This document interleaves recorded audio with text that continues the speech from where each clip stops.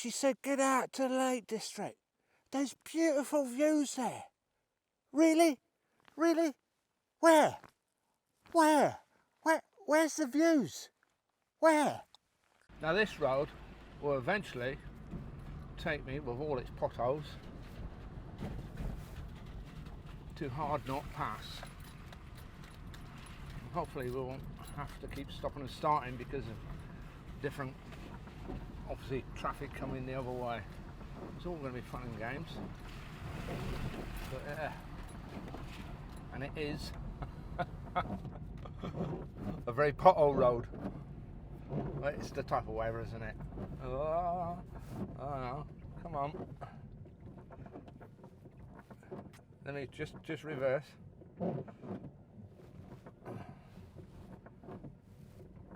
Thank you.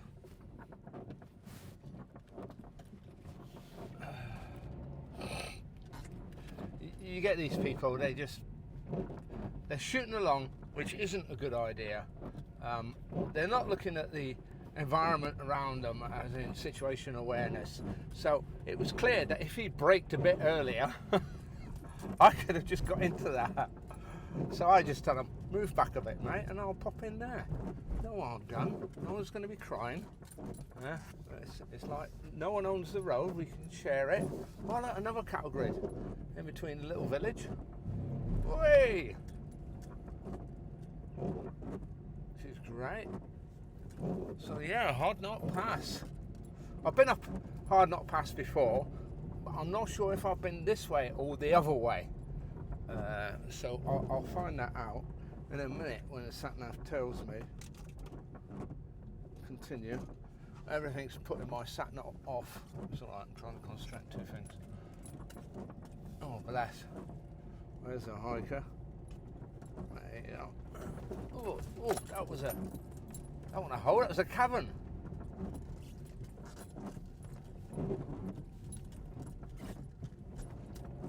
Oh, there we go. Wrong gears. Oh yeah, you don't want to go down this edge. Be a roly-poly, won't it?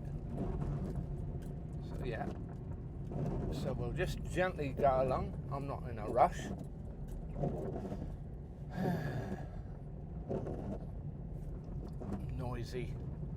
Noisy windscreen wipers. I think they need replacing, or there's not enough water on the windscreen for it to see. It's all right on that one, what ish. So I'm quite happy just to plod along safely. Be quiet, windscreen wipers. Yeah, but now looking at it, right, you think, why has he come out? Oh, that's a big pothole. I'm glad I went slow. Oh. Why has he come out knowing the weather's going to be like this? Reason being is, I need to get out. I really, really need to get out. I've had family responsibilities, I've had illness, and I'm watching people like Hengus, Wild Camps, and Glossop, and Sarah B, and all our other favourite guys, and I think, you know, I've got to get out. They're inspiring me, you know. Okay, I'm older than them. I don't feel older.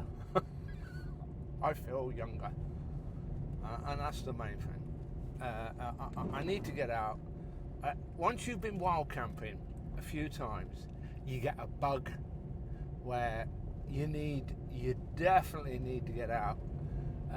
And I've got that itch, that bug, it's giving me real trouble and saying, look, come on man, you gotta get out. You really gotta get out and have some time on your own.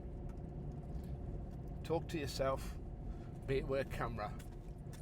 But yeah, you need to do that. And now what's happening is, you might not see it on the camera there on the bonnet, but you'll see it if you're in here. It's steaming up. It's foggy indoors as well as foggy outside, and I've realised it's because I haven't got any heat on. Oh, right, that should work.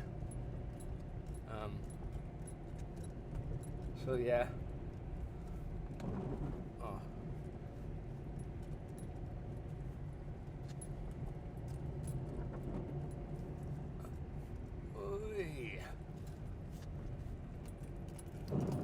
And you may not see on the camera, but it is quite steep this. We're climbing up slowly. We're going to let's see. I knew that van was coming, so now I've given him a place to pass. He's happy, I'm happy, the Queen's happy.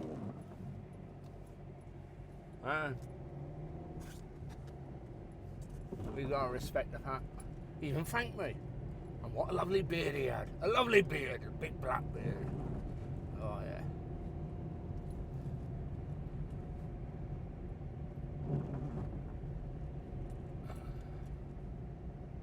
So we're going up towards, I don't think this is Hardknott Pass. I think it takes us to Hardknott Pass. This.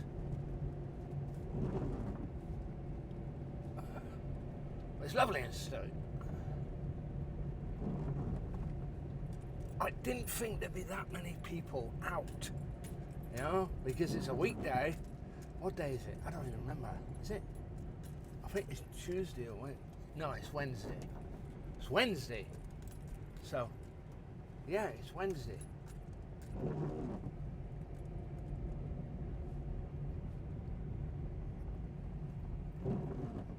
And this is quite a mysterious environment.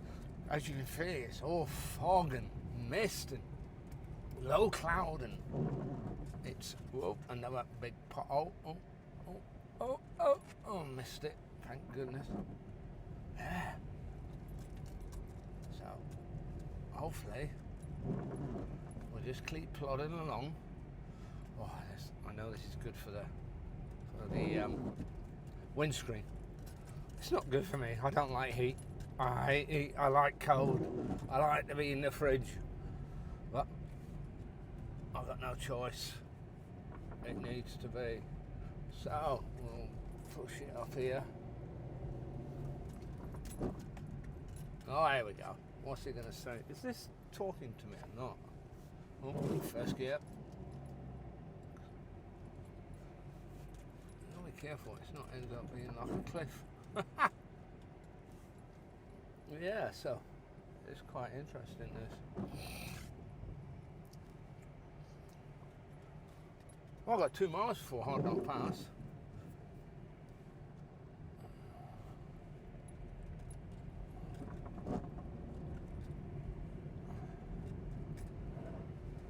So we're on a pass. I like a pass, isn't it?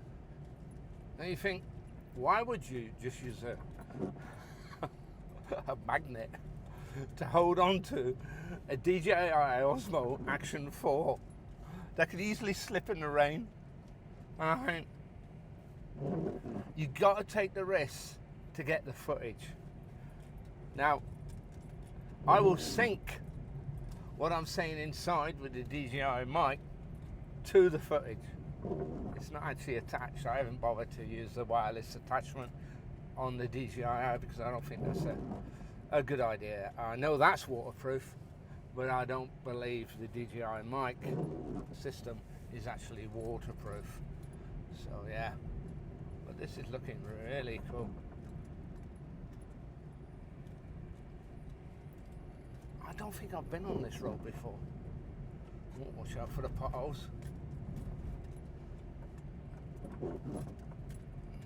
I do apologise for the squeaky windscreen wipers, but going down this road, it is a good idea for me to be able to see where I'm going and if there are actually any potholes. The thing is, you know, there is no area for any mistakes. You see these rocks here, you hit one of those rocks and the rock's not going to give way. Your car is going to give way and change permanently its shape until it goes into a repair shop and the engine will be totally destroyed. So, and also the airbag will go off, I'll be covered in white dust or powder and I won't be feeling too well. So one has to talk and concentrate. But thankfully it's not too misty here. But I think Hardknott Pass is going to be a bigger boy, isn't it? It's going to be higher. And I think we might be hitting the mist. We shall see. But yeah, it's not too bad. Right, I'm going to turn that noise off and see if we can cope it out. And the other thing is, and I'll tell you this from experience, I was brought up in Devon, and I was brought up in the countryside, yeah? Torquay, South Devon, then later on in the countryside, Southampton, Devon. It isn't usually the tourists that are dangerous on these roads. They might make mistakes and be a bit hesitant, and they could have done things better. It's the people that live around here. For instance, and I'm not going to badname completely young farmers, but my experience, young farmers are the most dangerous people in cars there are, because they're so complacent. They're young, so they don't have experience about how vulnerable the human body is. We're not immortal, lads and lasses. Also, usually the cars they're driving aren't that up to scratch, or what we call boy racers. In my day they were.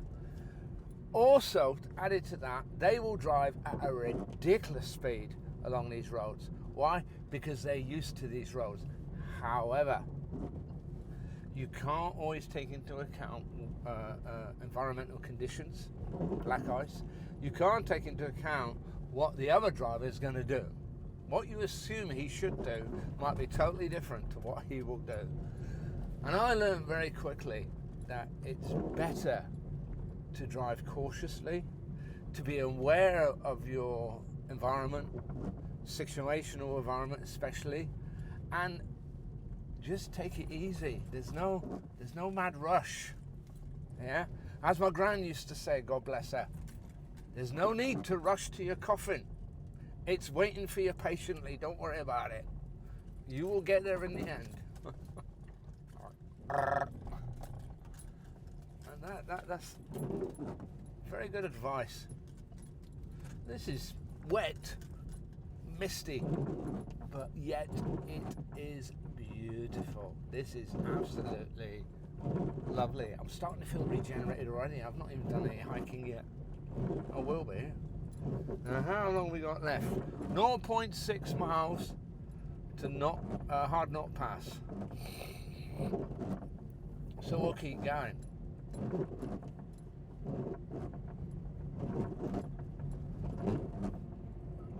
And I've driven a Corsa diesel, right? And there ain't much room for a Corsa diesel on this. So I really do have empathy for any of you driving big vehicles along here. Goodness me. Especially if you're really low down. You aren't going to see what's coming. You're just not. Yeah? But it is what it is, isn't it? I mean, we take into account and take for granted the steering. And I just whizzed round that, knowing my car was going to go around that corner, but what if the steering went? Or going straight in the little river. Well, it's not a little river, it's quite a big river, actually. Another thing I've noticed, not much wildlife to be seen, if any. Huh? I'm going to be out in this. Turn right. Alright, I'll do that. I don't mind a woman telling me what to do. After all, my wife is the boss at home. Right, so, yeah, I ain't seen any wildlife at all. And that's because they're sensible. They'll be keeping themselves dry, huddled up somewhere. And there's us, the humans, the higher species. And we're going to go out in this. I mean, turn right onto Hardknott Pass. Here we go. Over the bridge, Hardknott Pass. Whee! Thank you very much. And here we go. Well, that's a big pothole. We'll go in the middle of that. Alright. This is not where you want to find cars. It really isn't. It's not a good idea. But this is where I want to go.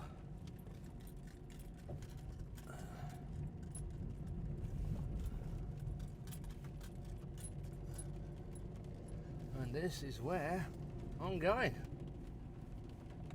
I want some peace and quiet, rain or not. I don't mind rain. I mean, I was seeing a video, it was entitled basically that this guy had no sleep whatsoever, because of the rain on his tent. And for me, I sleep better when I've got rain hitting the tent. It's just me. I like sound, I like noise hitting the tent. It's like a pattern, it's nature, and I'm happy with that. Yeah, it just makes me happy to hear it. It tells me I'm actually out in the environment, in nature. Right, I'm slowing down now because I don't see what that is. Oh, good job I did slow down. Big pothole again. I mean, I've lost 2 springs on this car, and the mechanic keeps saying, you know, this is not a 4-wheel drive, it's a Corsa. You need to consider getting something else if you're going to keep going over potholes at high speed. So I know to be careful not to damage the springs. They're very easy to go on these courses, and they're not designed for ridiculous environment. Yeah, so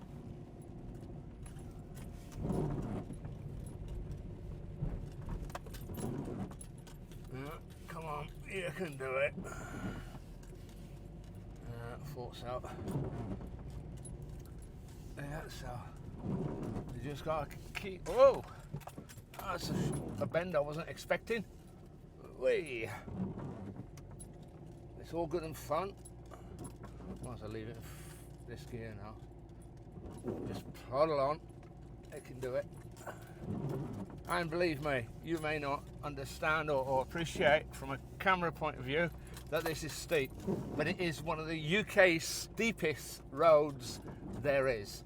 So it is steep. It's not vertical, but it really wants to be. Hardknott Pass. And I'm getting steamed up again because I don't want the heat on. I'm going to have to use it now. Right, so now we got a right to the right, and up we go. Thank you very much. This is not a road. Oh no! This is not a road for the faint-hearted, by the way. I've been up this once before. Still can't remember it too much. By chance. I didn't know it was the steepest road in the UK. I just didn't. I found out only doing research to come here that, hey, I've been up that road because we camped down in the valley at the National Trust. That was the road my wife and I came up. And I found out it's one of the steepest roads in the UK. So, there you go. You might have been on it and not realised it was one of the steepest roads in the UK. Don't hit that boulder. Whip! Now, we don't want to get too complacent because it could be, bad pothole. Oh, that was a seriously like 12-inch pothole, and it was like 2 foot across. Whee! What's this one? Is this a bad pothole? Right. Best way, pothole, try and get it in the middle of your car, so you don't, else you'll end up with one wheel hitting it. Whee! I think also because of the rain and heavy cars like 4-wheel drives churning the road, it soon causes a pothole. They've repaired that one. Oh, coming to a tight corner. Whee! Up we go. Now I've put audio on because most people who do this put some music on and they don't talk about this situation of actually driving up here. I'd rather talk. And it's nice up here. Rather talk and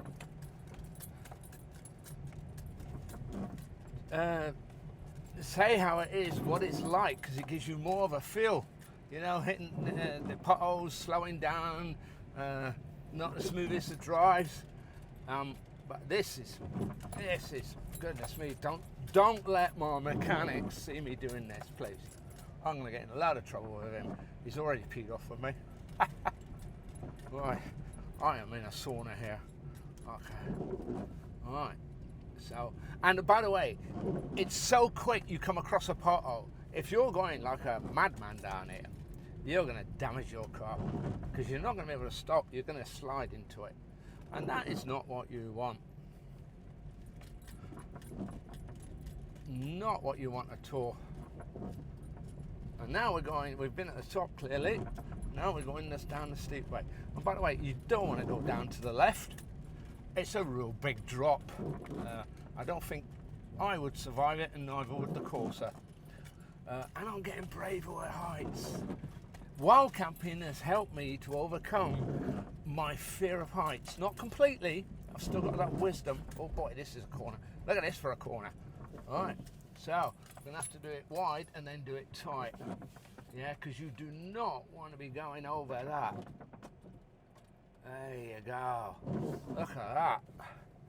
Oh, hey, that was one. And now, this is a small car. How are you lot gonna do this with the big cars? I mean, respect, deep respect to you. Because you're talking major skill to come down here for a big car. With me and my dinky toy, you know, I've got more chance of surviving than you lot. Hey, right, oh there you go, that's a bit better, and I'm getting braver now. Right, complacency, slow down, you're going too fast. You gotta make the morning last, just kick back the cobbled stones. And hopefully you won't slide off the road because you're going too fast. Right, and as we go, I am dying for a PP, but I've got this camera and I want it to get the full. Oh, here we go. Slowly, boom, boom, boom, boom, boom, boom. Right. So where are we now? Oh, I am seriously dying for a PP. And there's a car there, so I can't go for a PP there. Can I? No. Well, I'm going to have to stop in a minute and excuse myself while I go for a PP. Oh, come on. It's got to be a lay-by in a minute. You get that need to go for a PP. Oh, I've got that need. There we go. That'll bloody do. I'll bloody do. Any spectators, sorry. I need a PP.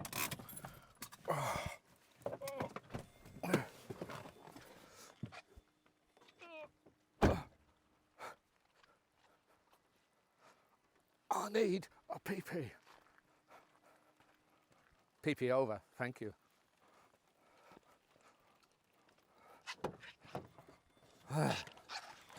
Yeah, so cheeky PP. Oh, brilliant.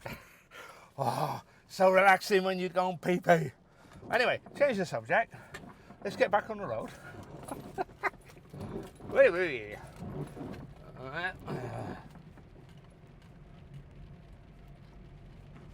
You've arrived at your destination. Oh, right. I've arrived at my destination.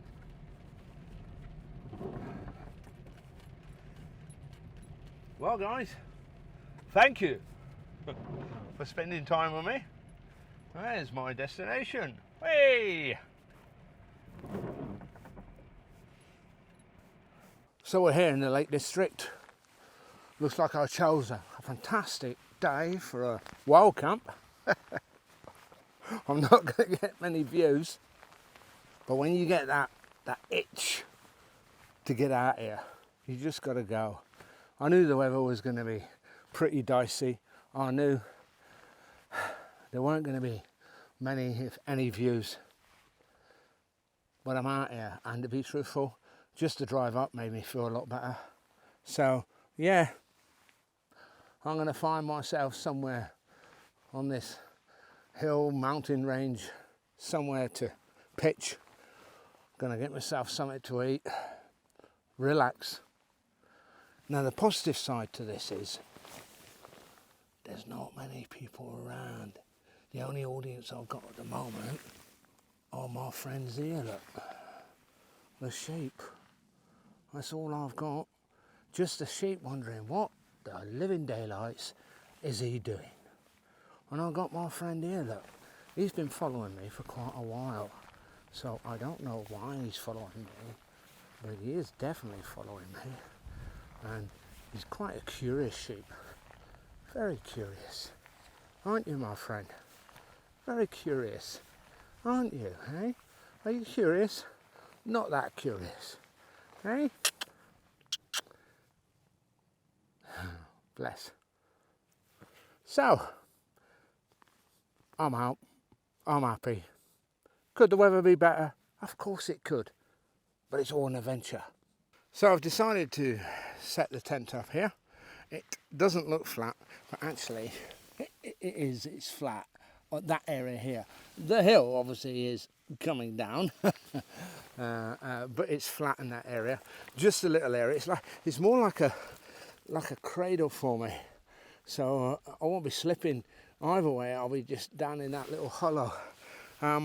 Further along, let's have a look. The edge here, there is an edge here, but it's so misty. I don't know how far down that is. I'm not going to go near the edge. I'm going to allow my... but it is... it's a fall, and it's not a type of fall you want to deal without.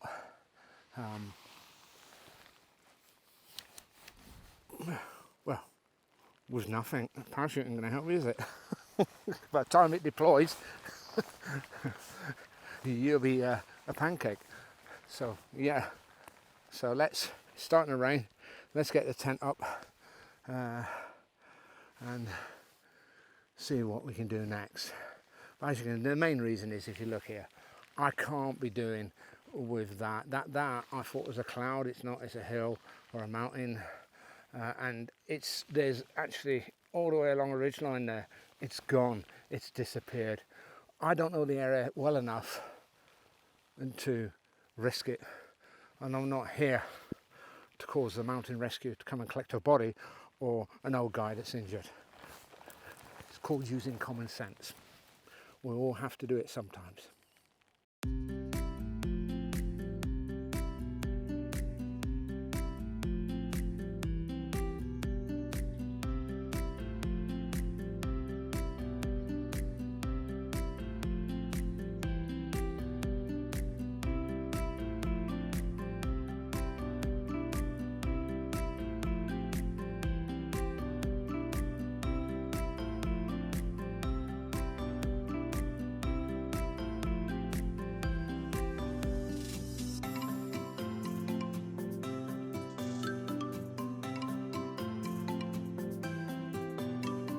Set up camp a bit early. There's no one around anyway, but also that there was way too much fog, mist. It wouldn't be safe to carry on. And it's the first time I've used my Firemaple Mars out on a wild camp. I'm going to be doing steak later, so that's cool. Can't wait for my steak. And it's a bit of a change from the MSR Expedition Stove. The reason being is that the Expedition Stove I love. I mean, it never lets me down. It'll work at any altitude. The cold doesn't affect it at all. But you can't talk. It's so loud. You have to like shout all the time, and I think a lot of viewers don't like that. So unless I have to take it out, I'll not take it out. I'm going to try this.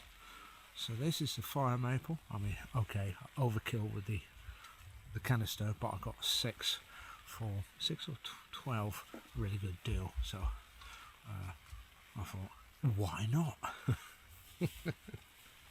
Why not? Big mistake someone made.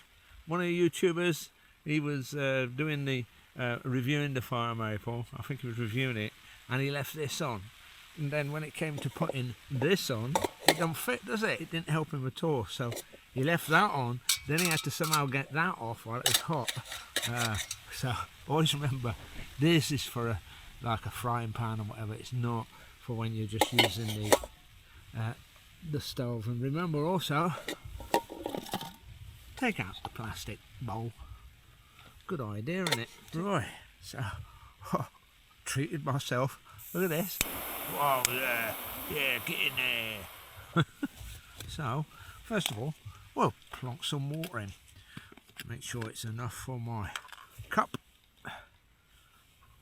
It'll just take that chill I got at the moment, a little chill. So let's make sure that's enough. Yeah, get that. Pour it in there like that. Bob's your uncle. And all you got is that.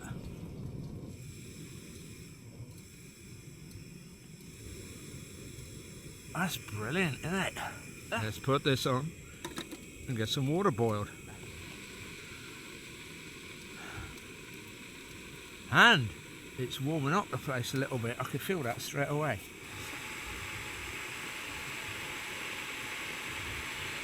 Well, not take long, is it? But that's not done already. Get lost. Well, it's getting there. It's getting there. Quite impressed. Yeah, so it's done. Well, I never. Now, remember not to touch that. That's going to be extremely hot. Thank you very much, Your Honour. Right, coffee.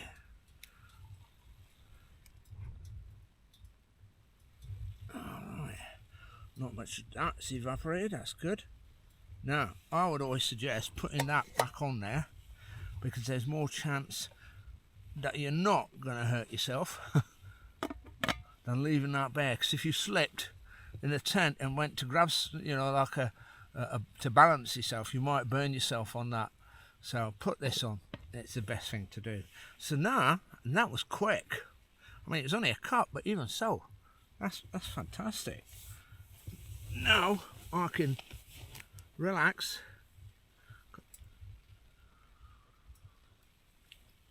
Oh, got a nice hot cup of coffee.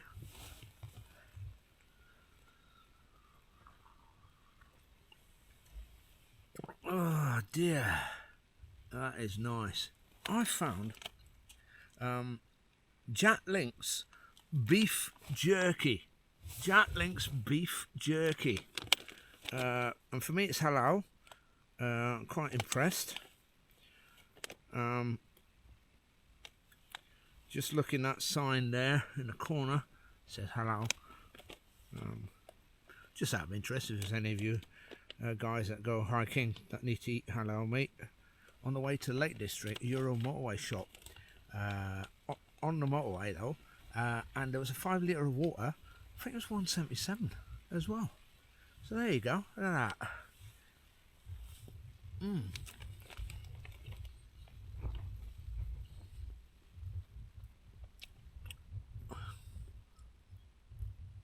That is really tasty. Quite impressed. Yeah, well impressed. I don't know if you noticed, I've not set up my airbed and I've not set up my sleeping scenario. The reason being is that once you got that, you're high up and you're hitting your head all the time. So until I'm ready for that, I don't really need it. All I need is this at the moment. Very nice. I've got to do this steak. I've got no choice. But just worried about it spitting onto the tent all the fat. So I suppose if you keep it low, it shouldn't do that. But yeah, it should be balanced basically. This. It's a griddle. Comes from Firemaple.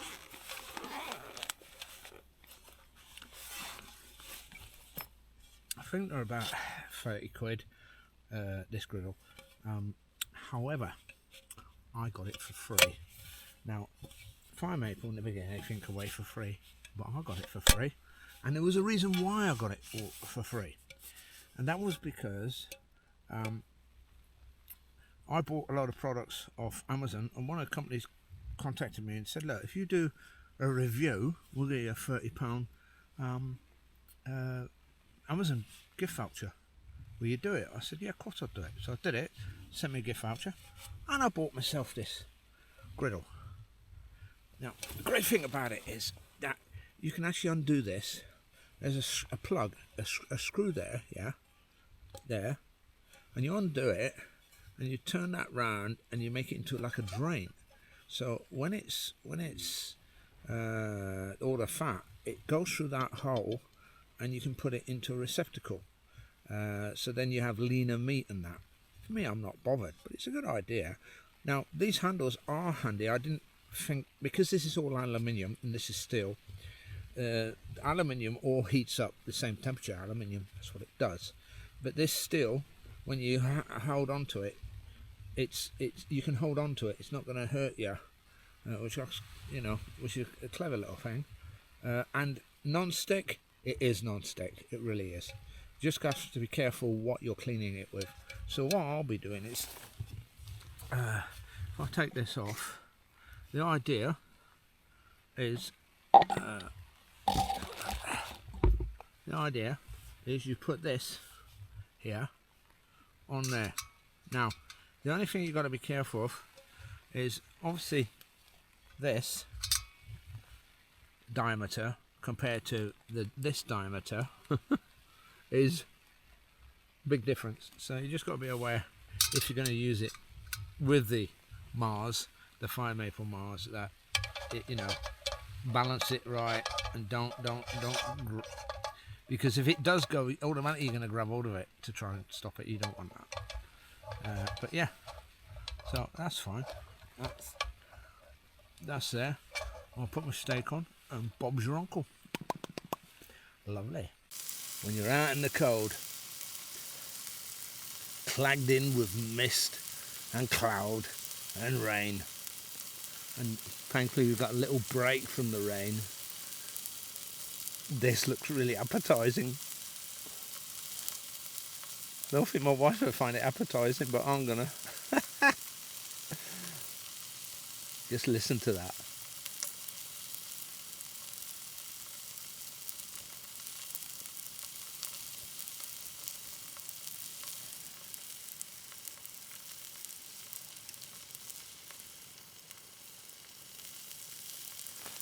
Now you may find this quite a strange combination.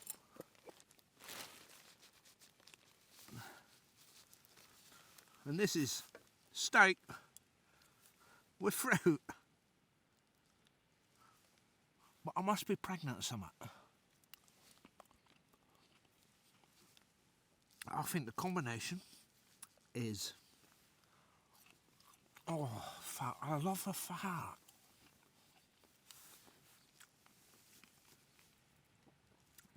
And talk about burnt offerings. Wow. Certainly is.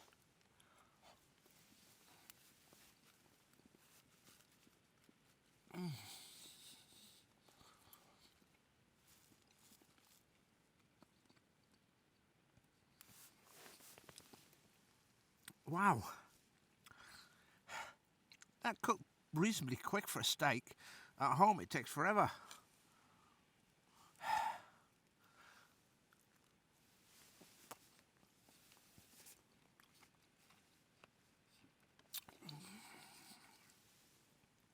Talking of burnt offerings, I would imagine by now you know that I'm around Hardknott Fort. It's basically that away by, I would imagine, about a mile, maybe more. Downhill, of course. They had at that fort, I think it was the 5th cohort, and there's 10 cohorts in a legion. And it's around, I believe, about 480 men to a cohort, up to 500 men. Now, interestingly, that the only record we have of the actual men that were there, as in the cohort, is the 5th cohort Dalmatian, which means there was 480 to 500 immigrants around 200 to 300 AD in England from Croatia. Yes, Croatia. So immigrants have been coming to this country for a very long time. These came on a boat, by the way, and they were illegal immigrants until they proved that might is right, and they had the much handier sword and shield and the skill to go with it. You see, might is always right. And they had a little temple in the fort for their burnt offerings. That's why I mentioned burnt offerings.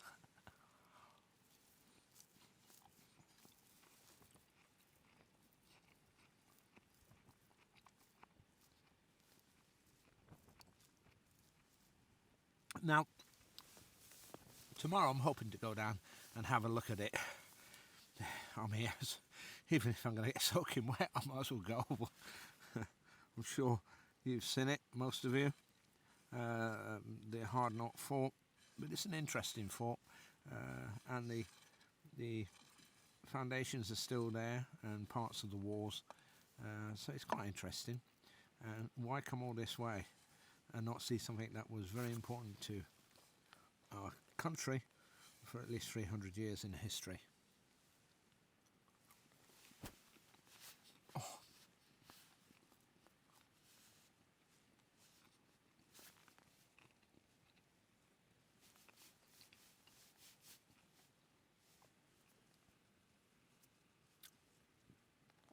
I thought it would be tough, hard, but it's actually falling apart while I'm eating it.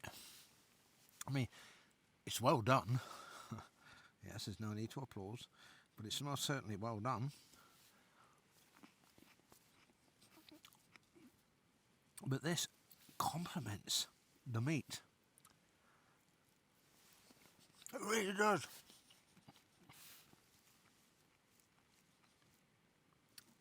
Oh. Oh. Mmm.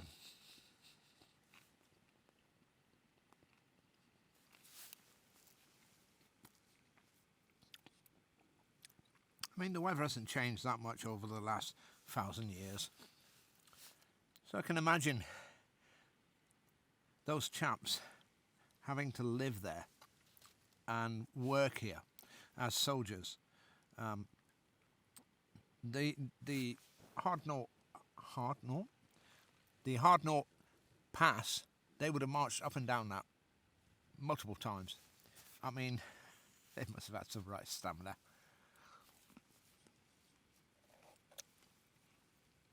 Another interesting thing was that the number that's given to the cohorts showed how professional they were or how experienced they were. Now, I can't remember whether it's the first cohort or the 10th cohort of a legion. One of them is the most experienced, and one of them are like basically very green recruits. But the fact that they were the 4th or 5th cohort means they were like average in their experience and soldiering.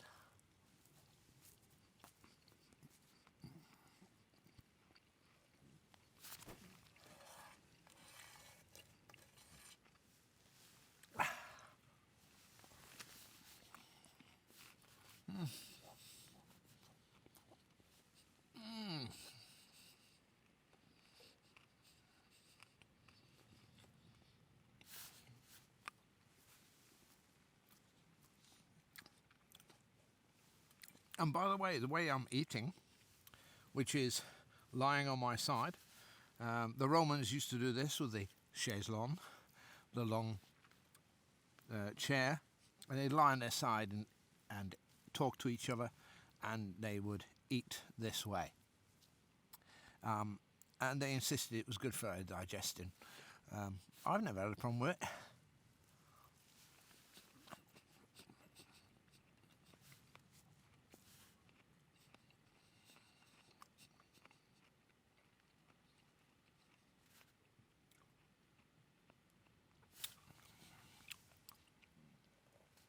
This rain, by the way, was supposed to persist, but it stopped,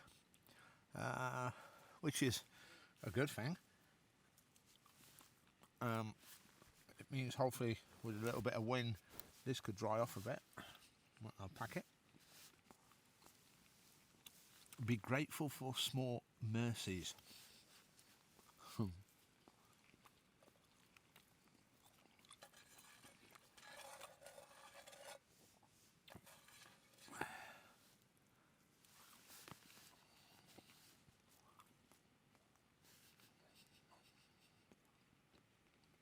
Very tasty. Very tasty indeed.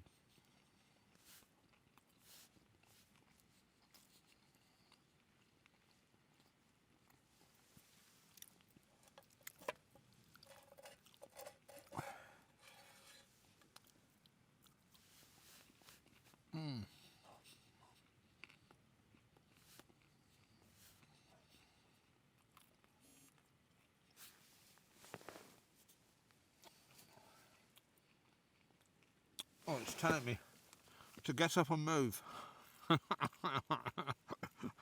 Saying you need to move. No, I don't. I'm eating.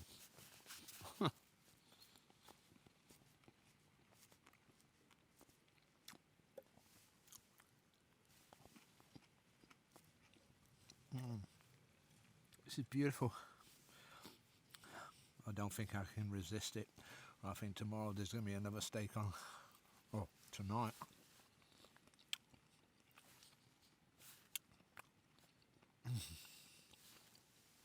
Shouldn't really, it's too much.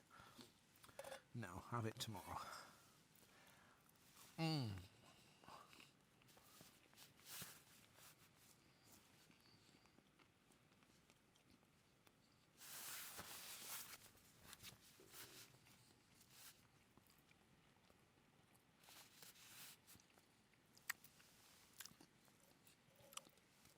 Now, I don't see the point in doing another wild camp if it's going to repeat this.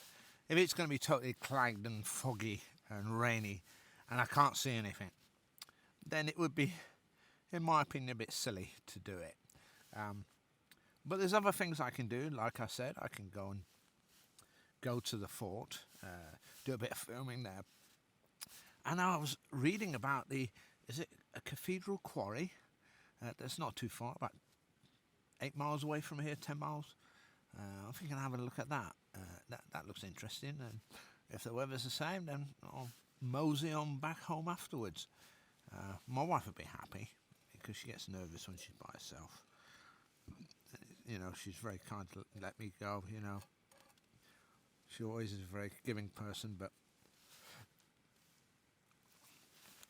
no point staying if there's nothing to be seen. But this is the type of night that soldiers, those Roman soldiers, would be aware of being attacked on patrol. With all this mist and fog, it's a great protection and tactic for guerrilla warfare. And a lot of the locals weren't very nice people. They were quite happy to act like bandits. So despite all we say about the Roman Empire, it did bring order, quite severely at times with punishments, but it did bring order. And to bear in mind that these were auxiliary Roman soldiers, which meant basically they weren't volunteers and they were not, well, they usually weren't volunteers and they were not Roman citizens. So the promise they were given is if they did their job for 20-25 years, it didn't matter how many campaigns they did, they would then retire. They could go back to their homeland or stay here. They'd be given by the Roman Empire a parcel of land for free, or as part of their pension. They would be made Roman citizens, and they would have to pay tax on anything they bore fruit from the land, which is really clever. So basically, these potential warriors against the Roman Empire, all their youth was used up being soldiers for the Roman Empire. Then they were made Roman citizens if they survived the 20-25 years of Roman campaigns and duties. They were then given land, which in return they had to pay tax on the produce to the Roman Empire. I mean, talk about getting it right. 100% spot on. When it came to the privileges of being a Roman citizen, there were a lot.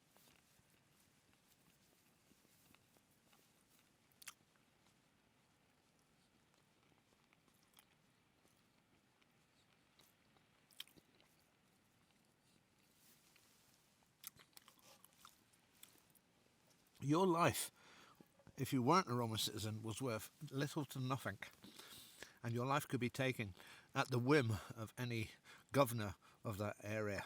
However, if you were a Roman citizen, you could have, if you were sentenced to any form of crime, especially a death sentence, you could appeal to Caesar himself, and they wouldn't be able to do anything to you.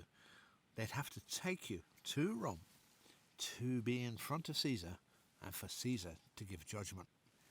So that was one privilege a Roman citizen had over someone who wasn't.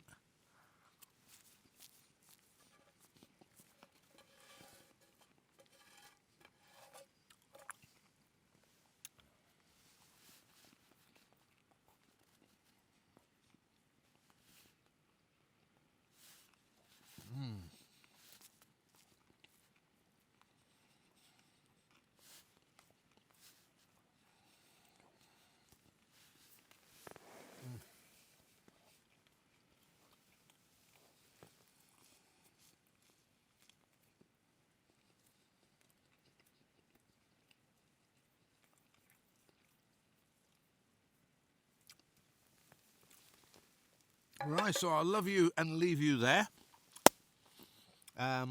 It's time for me to do some washing up. I'll finish that off. So yeah, a little chinwag about Hardknott Fort, the soldiers that were there, and a little bit about the privileges of being an auxiliary Roman soldier who then became a Roman citizen. I got my brew after that meal, and I'm satisfied. My tummy's full. Very tasty that was. You wouldn't think it would. That fruit type salad with steak. It really, really is tasty. It's lovely. Yeah, I loved it. And I'm really pleased I came out. Really, really pleased I actually bothered. Oh, that's really hot. Got to be careful. As I mentioned before, the mist is really dense. It's come back in really strong. I thought it was clearing. No chance. But to add to that, the light is fading. So if I thought I was going to get any views at all, I ain't now, am I? Because the light's going. But it is what it is. The positive spin on this is that I'm all alone. There's no one else mad enough to be out here. Apart from my friends, the sheep, who have a tendency to be, for some reason, nibbling at my guy ropes. They're nibbling at my blooming guy ropes. All I've got to say to you sheep is, remember lads, we eat you. That's it, off you go. I brought a drone, but I don't think the drone's coming out. Not if the weather's the same as it's been. I mean, let's have a look out here. Let's have a look out here. Got a torch here.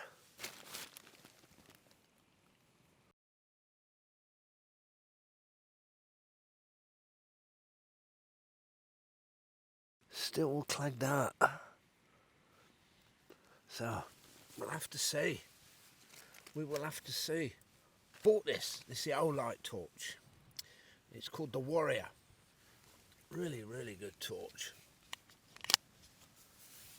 It's only small, but very clever. Got USB charge there, and then it spins and protects it. It's obviously got the teeth there for breaking glass or self-defense. And you can hold it like, see this rubber here, you can hold it like that, and then you can bang the torch on, and it's quite powerful. It's about 2,500 lumens or 2,000 lumens. It has two settings, you know, and it can be charged from a magnetic that side as well, if you pay extra for the part for that. I don't bother, USB will do for me. And then I've got that beast in the car. You've seen it before, haven't you? That big one, does a mile beam. It's too heavy to carry. Like camping, so I brought that just in case I needed it. So it's about 9:30 in the evening. The tent's being blown about a little bit, but bear in mind that the Firemaple it's paper thin. Paper thin, as you can see, and it's soaking wet on the inside here with the outer tent. It's been saturated all day, but the inner is bone dry, completely bone dry, no condensation, no nothing. I'm really dry inside, so I don't care what it's like on the inside.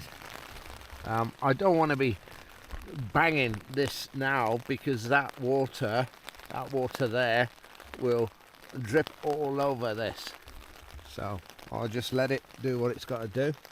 It's about 4 minutes to 4 and I normally in my everyday get up quite early. I like early mornings, so even though this is maybe a bit earlier than normal by about half an hour, I'm quite happy. I've had a reasonably good sleep. I mean, as you can hear, the tent has been bashed about. The wind direction obviously has changed, but this is a flappy tent anyway. The Firemaple Bisco Light one, and I believe the 2 is a flappy tent. It's the thin material, makes it easy to flap around, but it's solid. It's holding up, you know. It's taking the bashing, and it's a real bashing. Some of these gusts are really giving the tent a good test, but it's actually seems a lot worse than it actually is, if you get my meaning, you know. But I'm not going to say it's 100-mile-an-hour winds, because it's not. You know, some of these gusts hitting, it might be 35, 40. I can't see it being any more than that. It just seems that way. But yeah, been a good night. It's not as misty out there now, which is good. I can't hear the rain hitting the tent, but when I put the torch out, I can see the rain. So I don't know what's going on with that, whether it's just more of a misty rain. I don't know. I'm still going to get wet. If I listen, I can hear that river down at the bottom running quite strong now. So I have to cross a boggy area that had running water, and it's down that way. Even though I'm going to be going round, it's down that way. So I'm hoping that I'm going to be able to cross, or have to find another way of crossing. I'm in an airing now. Do I go back to the car in the dark, or wait till the light? It's a long time to wait for the light, but I don't know the area too well, which isn't always a good thing, is it? So the wisest thing might be to just pack up, leave the tent up, and wait. You know, we've all got to use our sensible heads in environments that we're not used to. Okay. Calm down, girl. Calm down. I'm trying to talk here. Yeah, goodness me. We'll be going soon, don't worry. Unbelievable. Like she's having a tantrum, isn't it?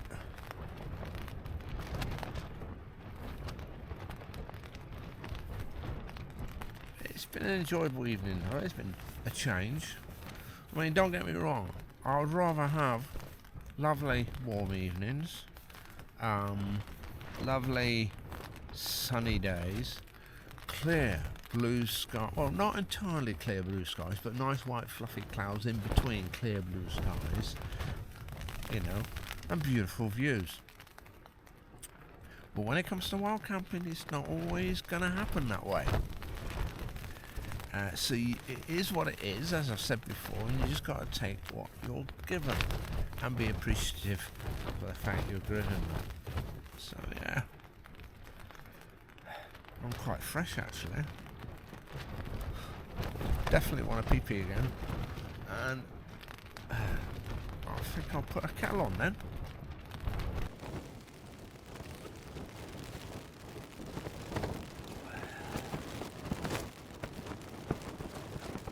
So with regards to the that Firemaple stove, the Mars stove, really happy with it, especially with the pot that I got with it. It's a massive pot, but I'm just going to use that for water. You know, they even supply you with this like bowl, so you can mix everything in the bowl. You don't need to use the water. I just use it as a little table at the moment. Put my cup on. But yeah, it's a really quick. It's really fast. You know, I'm not into doing these 1 litre tests and see how long it takes. You know, who cares as long as it does it pretty quickly. I would imagine it's a fuel guzzler. The whole concept of this really wide, like, radiant stove, it's definitely going to be a fuel guzzler, but I don't mind. Yeah, bring a big camp, I'm happy. But I'm just saying that, I don't know 100%, but from reading from others, they said they think it's a fuel guzzler. But in the end, I think that type of radiant stove is going to be a fuel guzzler to a certain degree. But yeah, we're all impressed with it, so I'm quite happy with that. And I was, as you notice, when it's heating things up, I can still talk. You can hear me a lot easier than it was with the MSR fuel stove. But it isn't, this MSR fuel stove hasn't been designed so you can talk. It's been designed that it will work in almost all conditions. So it's a furnace, and it sounds like a furnace. Oh, my neck. Oh. So the time is clock watching. It's like being at work. Clock watching. 4:32. Skip to my my darling.